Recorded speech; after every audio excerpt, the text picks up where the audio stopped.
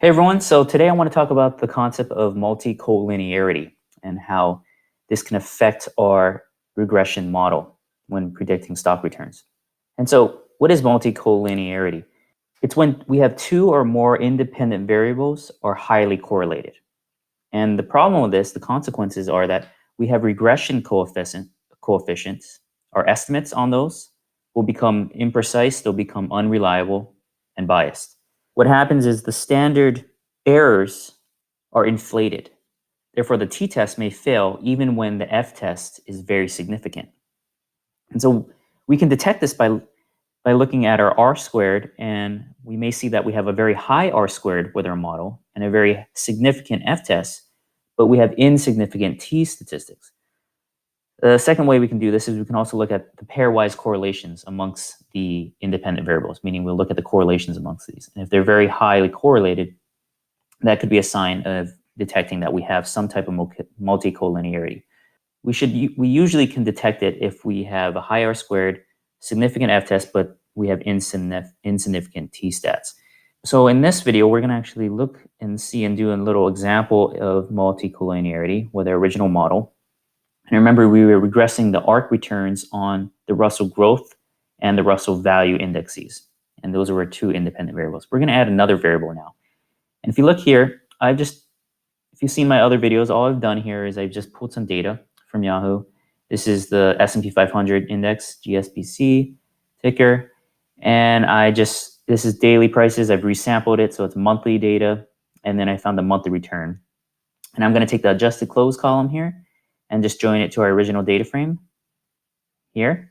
And then I just renamed this column to RM. So now we have market returns and we have our two other variables, Russell and Russell value, growth and value, independent variables. And so let's build our model and see what happens. All right, now let's take our results, our original model, and let's put that out here, find the summary of those again. So we have results, that's summary. So this was our original model. And remember what we did was we just regressed returns of ARC on these two independent variables. Now what we want to do is we want to compare these results to a new regression, and we're going to build a new regression that regresses on these three variables, including the returns on the market. So earlier, what we did is we imported data from stats models and D matrices. So let's take a look at that first in our last videos. So remember, we imported stats models as SM, and from Patsy imported D matrices. So we're going to do that again. We're going to say D matrices, and specifically, I'm going to take the ARC returns, and we're going to regress that tilde on RLG plus RLV, and now this time returns on the market. And we're going to say data equals the data frame, and we're going to take the return type, that will be equal to data frame. And so we're going to output this to a new variable y and x. And since I've pulled this data earlier on y and x, I'm going to call this something differently. I'm just going to say y3 and x3. And that's just because I've run different regressions in this Jupyter notebook. But you can output it to any variable you want. So it'll be y3 and x3. And let's see if that works. And it does. And now we need to build our model. So we're going to take our stats models, and we're going to say stats models.ols, and that's going to be equal to y3 and x3. And we're going to output this to model, call this model. We'll just call this model 3. And again, we have to fit this model, so we're going to say model3.fit. And we're going to output this to results 3. And then finally, we're going to say results 3.summary. So let's see how that looks. There we go. Now we can compare both these models. So let's first take a look at the R-squared and F statistic. Notice on our new model, we have an R-squared of 0.686 and an F statistic of 23.35. Let's compare that to the original model. and it's larger. The original model had 0.568 and F statistic of 21. So by just looking at the R squared, we would think that, wow, by adding this new variable, we have a higher R squared. That must mean it is a better model, right? Well, not entirely. So remember, I talked about we need to look at the standard errors in the t-statistics. And two ways that we can detect multicollinearity is that if the correlations amongst the variables are very high, and also if we have insignificant t-statistics or very high standard errors. So let's look at the standard errors. Notice in our original model, we had standard errors of 0.44 and 0.472 for these two independent variables, RLG and RLV. Now let's look at our new model. Wow, notice how large the standard errors on RLG and RLV have gotten, 2.1 to 1.9, much larger. And if we look at our returns on the market, very large standard errors. And we notice the t-statistics look actually significant compared to the original model, but what's important here is the standard errors are very large. And so that could be an issue, and that definitely is an issue. And so what we can do now is let's look at the correlations amongst these variables.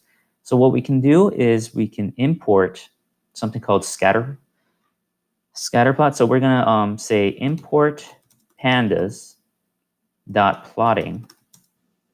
Actually, this should be called from pandas dot plotting import scatter matrix. This is a great tool if we have many independent variables that we're looking at. We also need to import matplotlib dot pyplot as plt.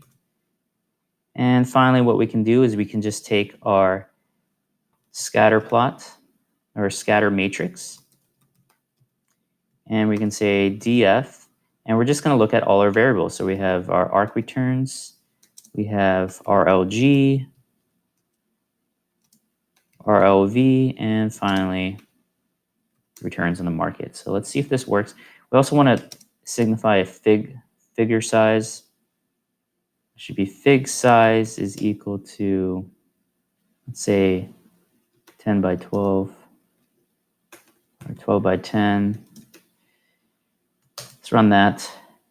And I just need to say plt.show. There we go. And so you can notice here we have our arc returns here in the top, return in the market, ROG, ROV. We can look at each of these variables. Actually, let's just say this is 10 by 12, just so it's a little easier to see on my screen. Actually, that should be 15 by 12. 15 by 12. There we go.